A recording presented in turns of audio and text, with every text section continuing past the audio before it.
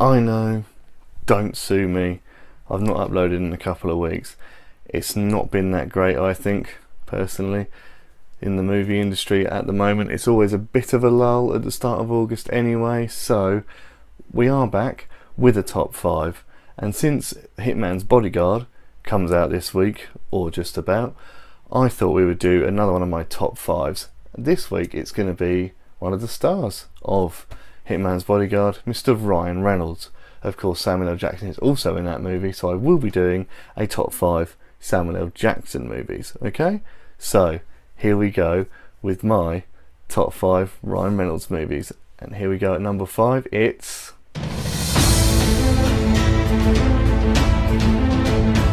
yes, I know this movie won't break any boundaries. It's Freaky Friday, essentially, with Jason Bateman and Ryan Reynolds. But I think that this is an improvement on the theory. If you've seen Freaky Friday, you know the drill. You know how this thing goes. But I think this is a better version. It's an improvement on the theory. I really enjoy the fact that Ryan Reynolds and Jason Bateman really worked with each other on getting their chemistry right. They understood each other and they understood each other's acting styles. So when they do eventually, by peeing in a fountain, as you know, as soon as they change their personalities, it's hilarious when they figure each other out, and you can tell on set it was probably just as funny. It really, really makes you laugh when you think that he must have had such fun going, yeah, but I do this, and you know, I really think it's a much better refinement on the theory that we've seen 1,000 times before. I know it's stupid, I know it's silly, but if you're ever on Netflix or Amazon or something, there's just nothing to watch. If you just stick the change up on, you'll be guaranteed a bit of a laugh for 90 minutes, and that's all I expect. I know it's a silly reason, but it is why it's number 5 on my list. There is 4 more better than this, you'll be happy to know. So let's go to number 4, which is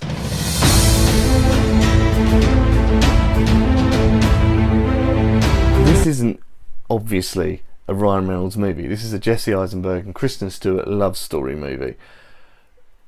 But I really put this one on there because I really appreciate Ryan Reynolds' tone in this movie. He's very much the dark seed in this movie. He plays a guy that is just a maintenance guy at Adventureland, the theme park. I mainly watched this movie when I first saw it for one of my comedy giant heroes, Bill Hader. But I really appreciate the tone that Ryan Reynolds brings. He's a cheater, he's an adulterer in this movie, he's an idiot, he's a buffoon, he's a guy you're supposed to not like, he is the dick. He really is. But I really like his subtle changes of tone in the movie. He's not just that, oh look, that's that funny guy that we've seen in 1,000 movies before. He's really like different. He really does dark humour, which I've seen him do a lot, but not as good as this in my opinion. I think he's really got this down. He's a broken man that, yeah, he's in a comedy movie, but he's broken down. He's cheating on a woman who's with a woman who's much younger than him. He's just a really good, underrated, dark performance by Ryan Reynolds that is also extremely funny in a film that is also overshadowed by a lot of other things, which is a shame because I really do like Adventureland, and he is one of the main reasons as well.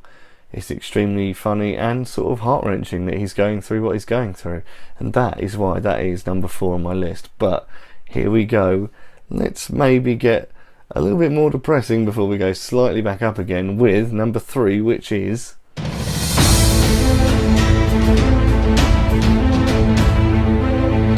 I only saw this movie pretty recently, and it wasn't through the cinema. It's been out a bit too long for that, but I did see it while just flicking through Amazon Prime one day, and I have to say it is one of the best things I did. This movie is about a man called Jerry, who is played by Ben Mendelsohn, who is also in Star Wars, the new, obviously coming up to trilogy, so he's clearly a huge actor. And of course Ryan Reynolds, who plays the character of Curtis.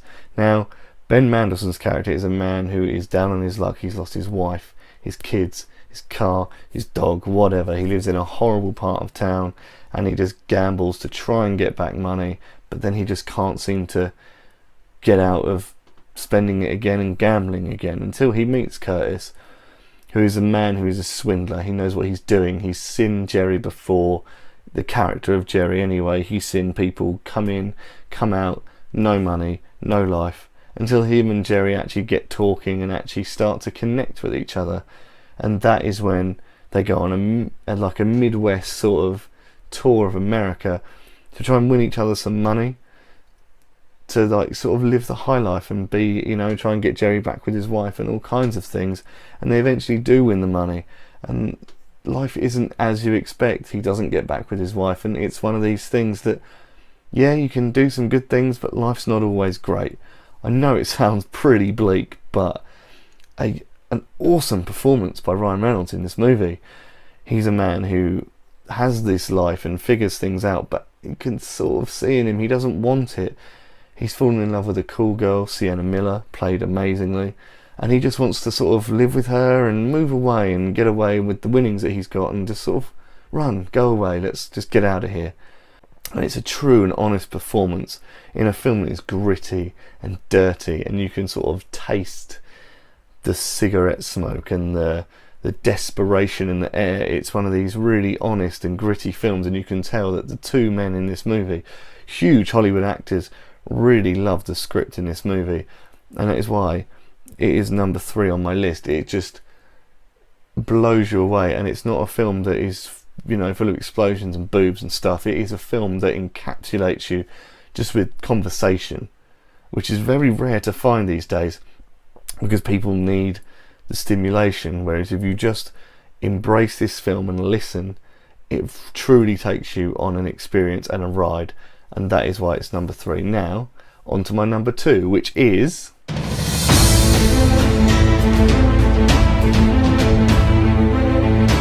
Ryan Reynolds is known for his sarcastic humour, but thanks to Woman in Gold, you will now see that he can play a fantastic dramatic role. This is the true story of a woman called Maria Altman, who, of course, fantastically played by Helen Mirren, her family famously painted The Woman in Gold, the titular sort of painting in the movie. It is taken by a museum during World War II from the Nazis to a museum. She then finds this, wants to take it back to her rightful family, to her home, to her abode, because she thoroughly thinks that she should take it back. That's fair enough. Now, we all know Helen Mirren can act, and when you see Ryan Reynolds in this movie, who just plays a lawyer who's just had a kid, him and his wife are settling down in a new home, when he gets the call from Helen Mirren's character saying that he wants to get this back, you feel as the movie progresses, he starts off as, yeah, it's Ryan Reynolds in a serious role, that's fine, but when he gets into the movie and Helen Mirren's character starts to change her mind and says, oh no, just let them have it because I'm fed up with fighting them, or, you know, oh, you've got to stay with me because I need your help, and all this kind of thing. He's getting batted to and from like a tennis game, and then when he eventually snaps and you see this wonderful acting from Ryan Reynolds, the pure pain and anger that he just wants to be with his children, but he just knows that if he does this case and he gets her through this, and he starts to become really invested, his career could launch, which, if you ever read up on the story in Woman in Gold, it eventually did. But you could see that all he wanted was to just get this woman out of her life, but he also cared too much, and he was in catch-22, and the pain and the angst that you see in his performance is incredible, from a man who's known for playing a dumbass to playing this amazing character. I truly was invested through the whole movie. It was absolutely amazing, but that is not as good, unfortunately, as my number 1, which is, okay, yes, it's kind of obvious if you're a Ryan Reynolds fan, and if you know me, you know that this film is designed for Ryan Reynolds, and it has been an 8-year grind with other production companies and movie companies to try and get this movie green lighted and try and get Deadpool finally on the big screen. It almost seems, when you watch this movie, that Deadpool was designed with Ryan Reynolds in mind. In fact, he has quoted several times that in the actual comic book they actually say, "I look like a cross between Ryan Reynolds and a radioactive Shar-Pei." It's like it's written in the stars for the man.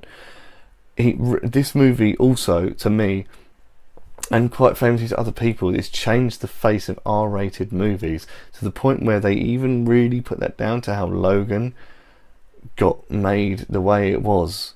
You know, all the other X-Men movies are PG-13 or a 12 or a 15 if you're over in the UK with me. This became the first sort of 18 certificate comic book movie, and it is now paving the way for other people to do so, because yeah, they didn't have much faith in this movie. Gave it a really small budget. They struggled to get this thing in on budget. There was a lot of struggles and a lot of problems getting this thing going, but when they did it, kaboom, it worked. This is one of my favourite comic book movies and one of my favourite movies of all time.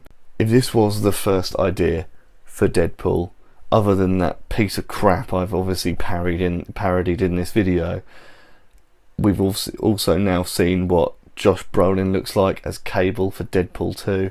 We've seen a couple of teaser things for Deadpool 2, and if it is as good as all the hype and as good as this film, I cannot wait.